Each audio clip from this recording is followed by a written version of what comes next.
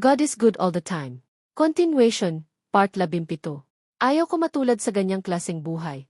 Kaya I prayed and trust the Lord na He knows what I want and His will be done.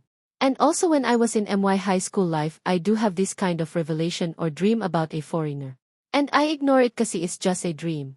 Every now and then nag-dream talaga ako sa foreigner na to. Till I was in third year college.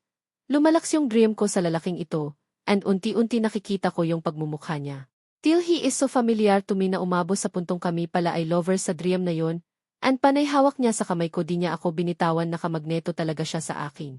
And his name has been revealed to me. They call him Mick or Mike. Third year college ako noon hanggang nag-work ako as a teacher. Panay dream ko sa foreigner na yon and mahal na mahal niya ako. I know it and I feel it in the spirit. Sa dream na yon we went everywhere, and kahit saan siya magpunta kasama niya ako, and lagi kami magkahawak kamay. Abangan ang susunod na kabanata.